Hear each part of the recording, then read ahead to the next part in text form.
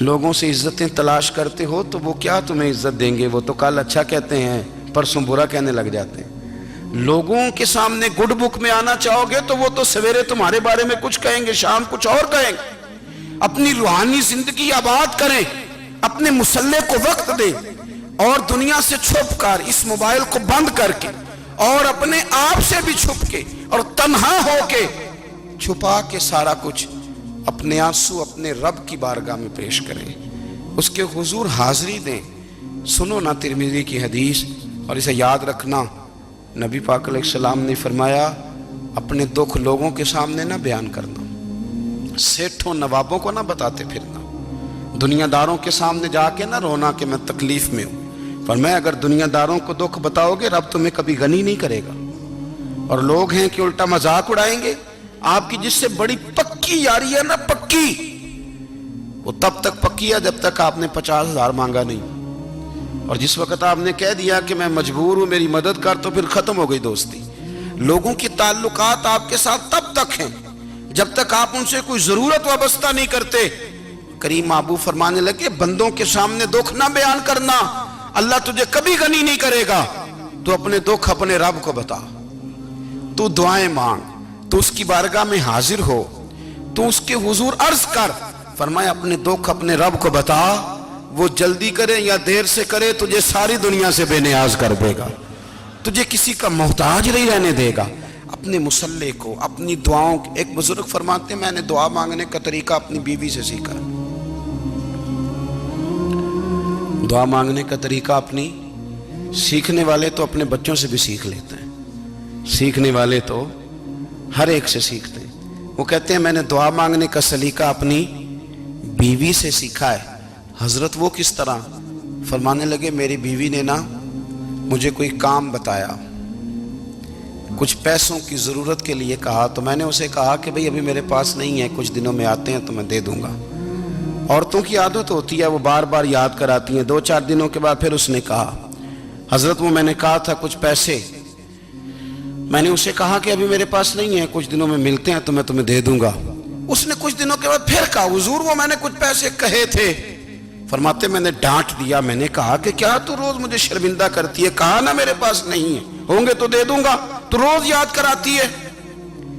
فرماتے ہیں اس نے پہلے تو میری ڈانٹ کو سہا، پھر میرے سخت جملوں نے اس کی آنکھوں میں آنسو پیدا کر دیے، پھر اس نے اپنے آنچل میں اپنے اس دکھ کو سمیٹا، اور پھر اس نے ایک جملہ کہا تو میں رو پڑا، اور مجھے اپنے رب سے مانگنے کا طریقہ آ گیا۔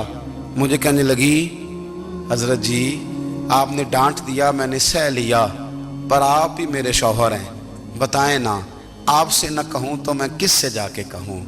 فرماتے ہیں میں رو پڑا، اور میں کھل کے رویا، اور میں تڑپ کے رویا، اور پھر میری سسکیاں بند گئیں۔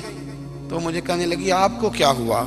میں نے کہا مجھے بھی دعا مانگنی آ گئی ہے، جب میں اسے کہوں گا نا اللہ تو ہی میرا رب ہے، میں تجھ سے نہ کہوں تو میں کس سے جا کے کہوں؟ میں کیوں کسی بندے سے سوال کروں؟ میں کیوں کسی دنیا دار سے کہوں؟ میں تیرے بندوں کا، نیک بندوں کا وسیلہ لے کے، تیرے محبوب کی غلامی لے کے تیری بارگاہ میں آیا، تجھ سے نہ مانگوں تو کس سے مانگوں؟ سمجھ آ گئی ہے؟ جب میں اس رنگ میں مانگوں گا تو پھر رب میرے اوپر بڑا ہی فضل فرمائے گا، وہ میرے اوپر بڑی رحمت کرے گا، وہ میرے لیے آسانیاں کرے گا۔ عزیز دوستو ہم اس طرح کرنے لگ گئے ہیں کہ ہم نے نا اپنے تعلقات پر اعتماد کرنا شروع کر دیا ہے۔ میرے تعلقات بہت ہیں، ہم نے اپنی دولت پر اعتماد کرنا شروع کر دیا ہے، میرے پاس دولت بہت ہے۔ ہم نے اپنے علم پر، اپنی شہرت پر اعتماد کرنا شروع کر دیا ہے کہ میرے پاس فلاں چیز بہت ہے۔ یاد رکھنا جب بے نیاز اپنی صفت بے نیازی دکھاتا ہے تو بڑی بڑی دولتوں والے مجبور نظر آتے ہیں۔ بھائیو جب انسان کا رشتہ اپنے مالک کے ساتھ ہوتا ہے پھر تو غم بھی کچھ نہیں کہتے، پریشانیاں بھی کچھ نہیں کہتی، پھر تو زندگی صبر والی، پھر تو زندگی توکل والی، پھر تو زندگی بھروسے والی، پھر انسان اپنے آپ کو رسوا نہیں کرتا۔ دنیا داروں سے امیدیں اس کی ختم ہو جاتی، امیدیں اللہ رسول سے لگا لیتا ہے، مضبوط ہو جاتا ہے، مضبوط، طاقتور ہو جاتا ہے، خوددار ہو جاتا ہے، باوقار باعزت ہو جاتا ہے۔ حضرت بہلول دانا رحمت اللہ علیہ بیٹھے تھے تو ہارون رشید حج کر کے آ رہا تھا، تو رستے میں حضرت شیخ سے ملاقات ہو گئی تو السلام علیکم کے بعد کہنے لگا حضور کوئی حکم ہو تو بتائیے گا.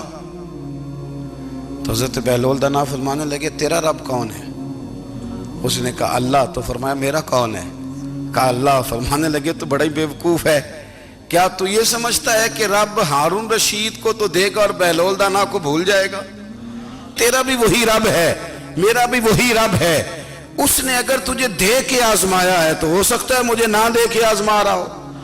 جب اس کی حکمت کے تقاضے ہوں گے تو عطا کرے گا اور دے گا. تو جا اپنا کام کر. بھائی اپنی روحانی زندگی، اپنی عبادات، اپنے وظائف، اپنے روزمرہ کے معاملات، اپنی دعائیں، اپنا استغفار.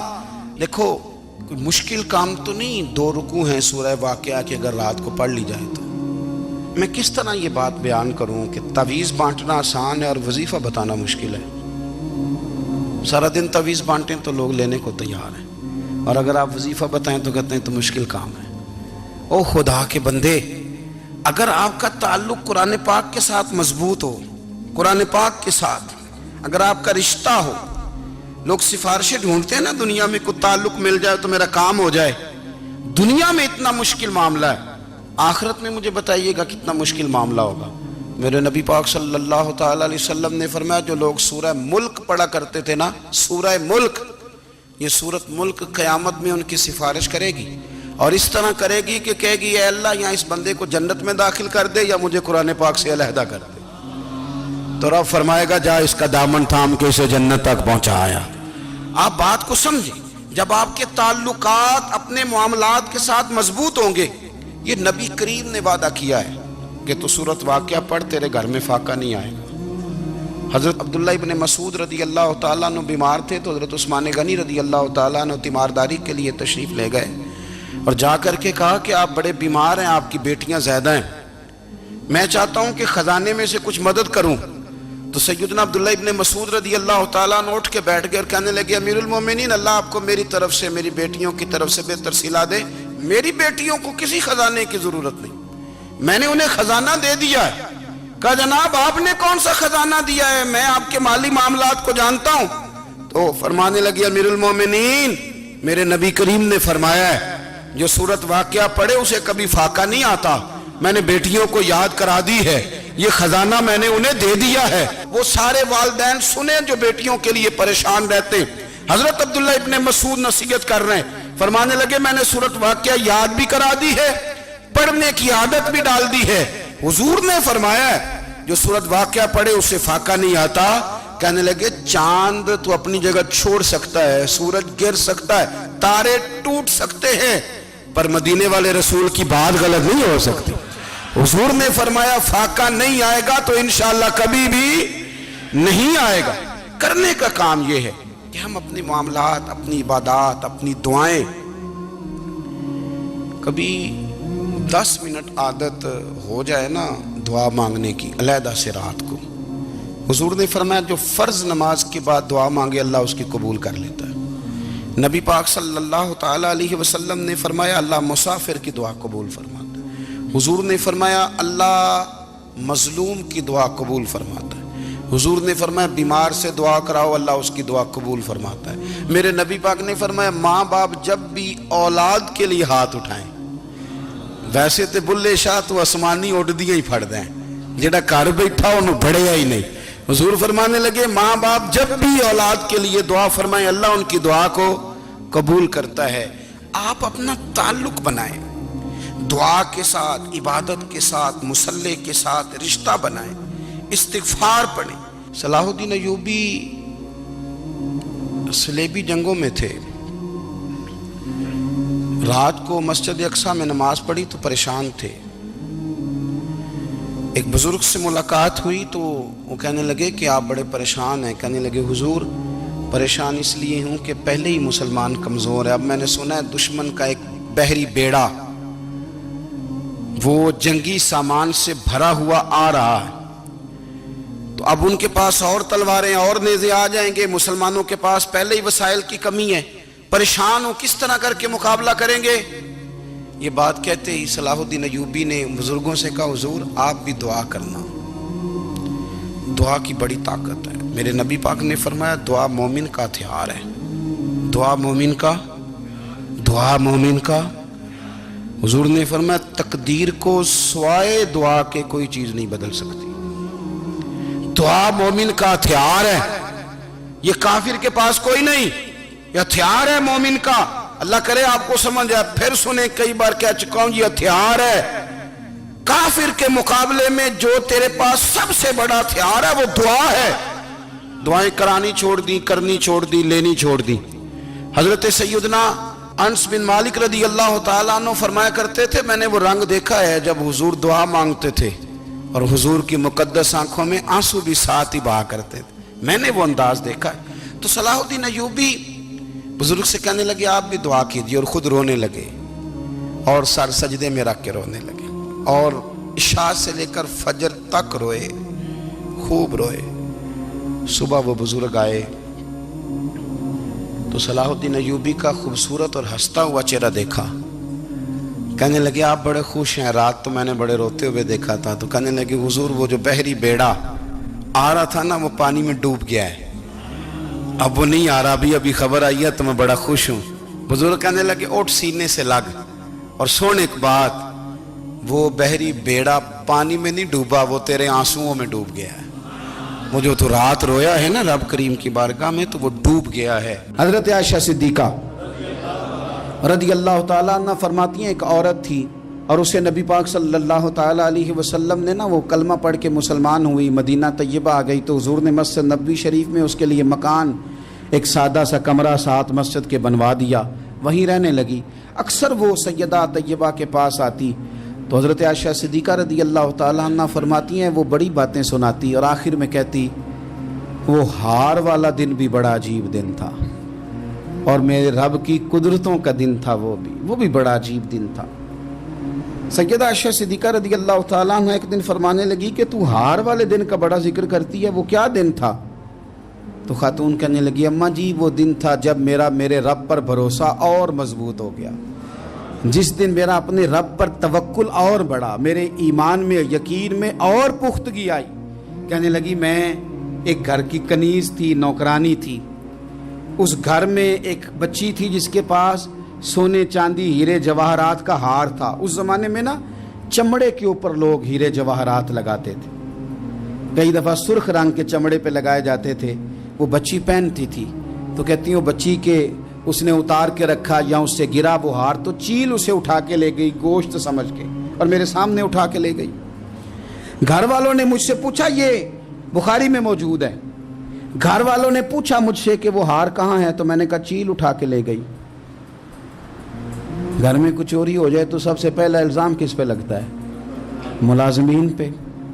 کہتے انہوں نے مجھے بڑا مارا، بڑی تکلیف تھی، حتیٰ کہ میری شرمگاہ تک کی تلاشی لی، میری عزت اتنی خراب کی میں بتا نہیں سکتی۔ میں نے اپنی زندگی میں ایک واقعہ دیکھا، ایک امیر گھر میں چوری ہو گئی، ملازم کو اتنا مارا کہ وہ چارپائی پہ پڑ گیا، پولیس والوں سے اتنی مار پروائی گئی کہ وہ بیچارہ چارپائی پہ پڑ گیا، اور پھر وہ اتنا بیمار ہوا اور کچھ دنوں کے بعد پتہ چل گیا کہ چور تو اپنا بیٹا ہے ان کا، پھر اس کا انتقال ہو گیا۔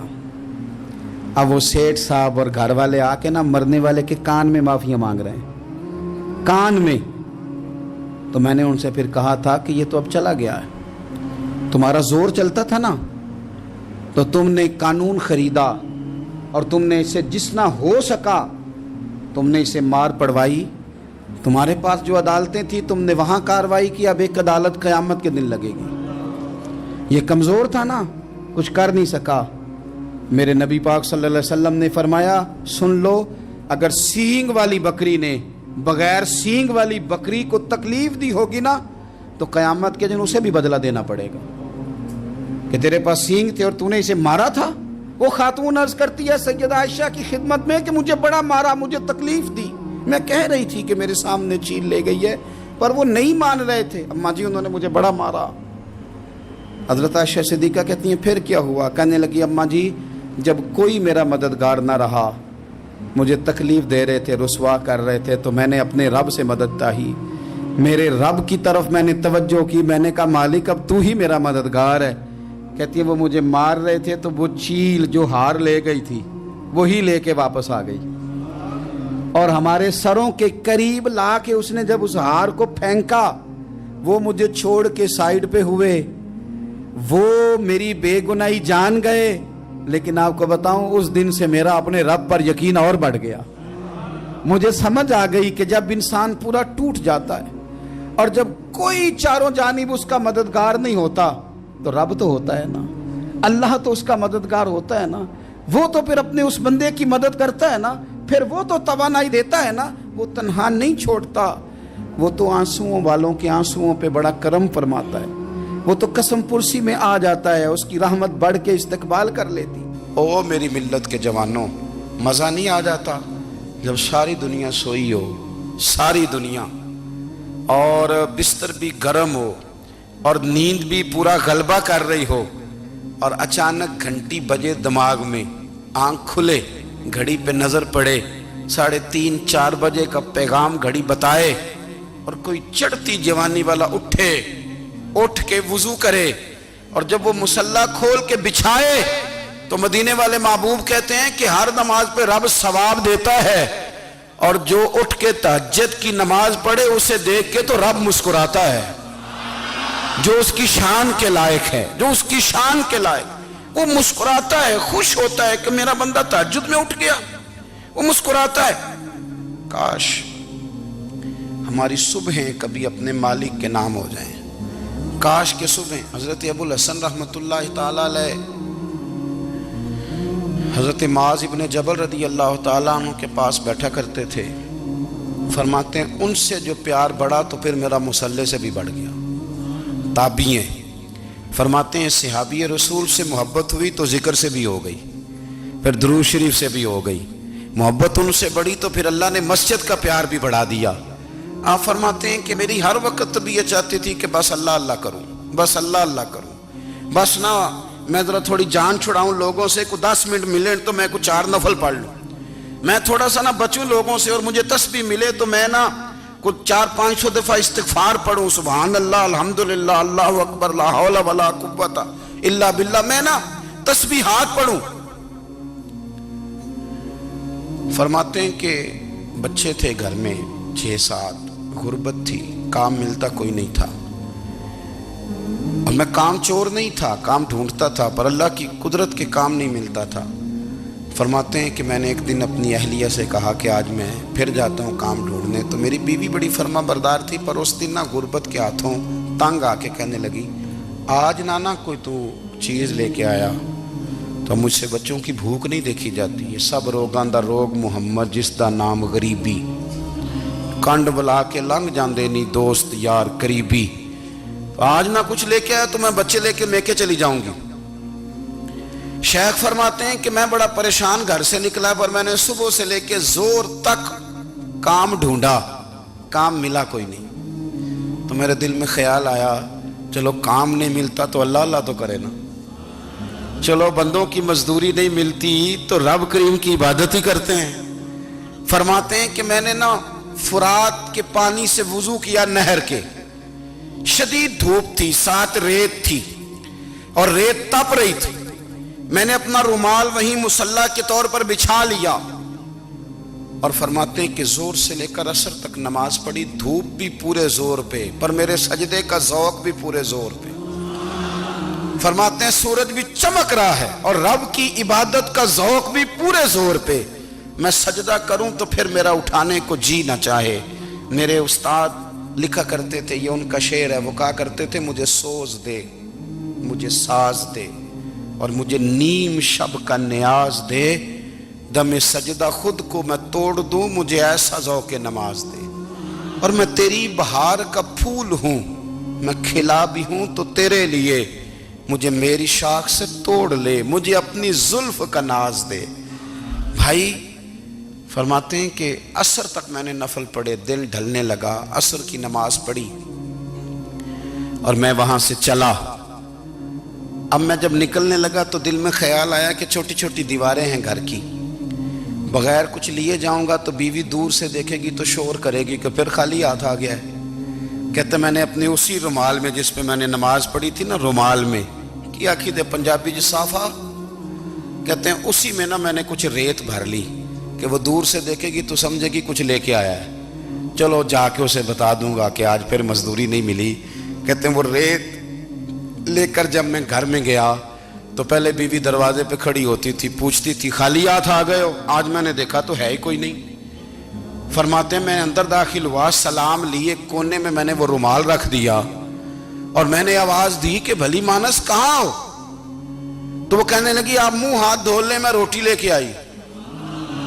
मैंने कहा रोटी कहां से आ गई? यहां तो कई दिनों के फाके, तो कई दिनों की गुर्बत है, यहां तो इस घर में तो फकीरी है। फरमाते हैं कि वो रोटी लेके आई और उस वक़्त की जो मौजूदा नेमतें थी, समझ लें सलाद अचार हर चीज साथ लाई। मैंने कहा कि बच्चे कहाँ गए? कहने लगी वो खाना खा के खेलने गए, आप खाना खा लें आ जाते। खाना उसने चुन दिया। मैंने हैरत अंगेज लहजे में सारी नेमतें अपने दस्तरखान पे देख करके बीवी से पूछा ये कहां से आया खाना? बच्चों को तूने कहां से खाना खिलाया? ये सारा कुछ कैसा है? तो कहने लगी पता नहीं आज आप किस करीम की मजदूरी करने चले गए थे, पता नहीं किस करीम की, मेरे घर में तो इतनी नेमतें आई हैं कि मुझसे संभाली नहीं जा रही, इतना अनाज है, इतना गंदुम है, किस करीम के दरवाजे आज चले गए थे? ये कहते कहते वो उठी और उठ करके कहने लगी पहले बड़ा कुछ आया था, अब क्या ले आए हो? और जा करके ना उसने वो रेत वाला रुमाल खोला। कहने लगे मैं तो लेके आया था रेत, तो मेरे रब ने उसे भी सोने और हीरे बना दिया था। जब आपकी तवज्जो अल्लाह की जानी, मेरे नबी पाक सल्लल्लाहु ताला अलैहि वसल्लम ने फरमाया हर चीज अपने रब से मांग, हर चीज मांग, हर चीज मांग। या रसूलल्लाह क्या कुछ? मेरे महबूब ने फरमाया तेरे घर में नमक भी खत्म हो जाए तो वो भी अपने रब से मांगा कर। तू मांगना, वो तुझे देगा, तो उसकी बारगाह में कशकोले तलब दराज तो करना। और तिरमिजी शरीफ में अजीब लफ्ज है, रसूल कायनात ने फरमाया, रब करीम फरमाता है जब मेरा बंदा हाथ उठाता है ना तो मुझे हया आती है कि मैं खाली कैसे लौटा दूं इसके।